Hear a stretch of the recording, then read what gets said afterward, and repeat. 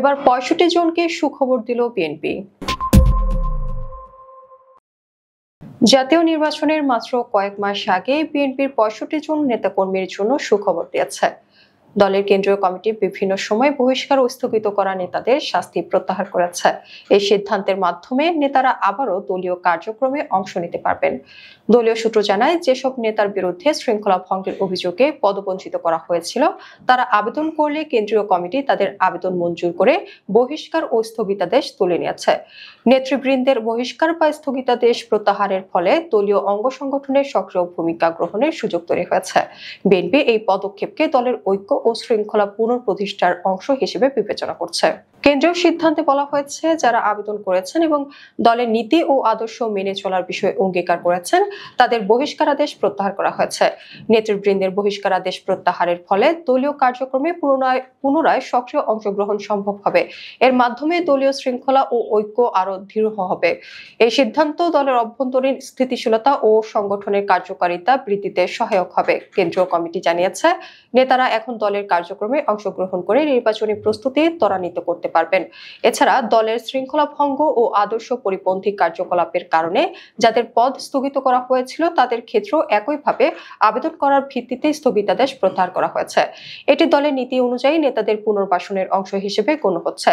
দলের শৃঙ্খলা ও নীতিমালা মেনে চলার অঙ্গীকার করা নেতাদের জন্য এই পদক্ষেপ গ্রহণ করা হয়েছে। নেতৃবৃন্দের পুনরায় সক্রিয় হওয়া দলের স্থানীয় ও জাতীয় পর্যায়ে কার্যক্রমকে শক্তিশালী করবে।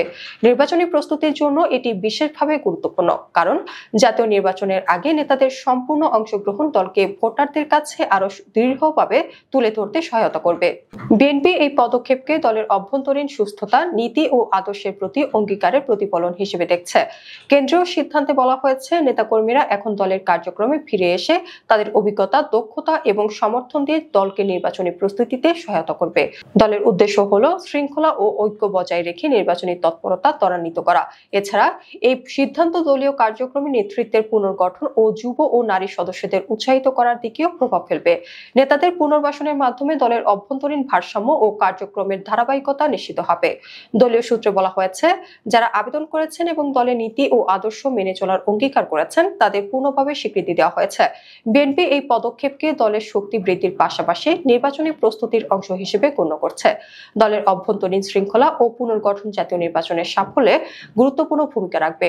কেন্দ্রীয় কমিটি আশা প্রকাশ করেছে, নেতৃবৃন্দ এখন দলীয় কার্যক্রমে সক্রিয়ভাবে অংশ নিয়ে নির্বাচনী প্রক্রিয়ায় গুরুত্বপূর্ণ অবদান রাখবেন। নির্বাচন ও দলীয় প্রস্তুতির আগে এই পদক্ষেপ দলের নেতৃত্বকে দৃঢ় করার পাশাপাশি স্থানীয় ও কেন্দ্রীয় পর্যায়ে সমর্থকদের মধ্যে ইতিবাচক বার্তা পাঠাবে। এটি দলের শৃঙ্খলা, ঐক্য ও পুনর্গঠনের একটি দৃঢ় নীতি হিসেবে গণ্য হবে। এভাবে বিএনপির কেন্দ্রীয় সিদ্ধান্তের মাধ্যমে ৬৫ জন নেতাকর্মীর বহিষ্কার ও স্থগিতাদেশ প্রত্যাহার করা হয়েছে, যা দলের অভ্যন্তরীণ ঐক্য ও নির্বাচনী প্রস্তুতিকে আরো শক্তিশালী করবে।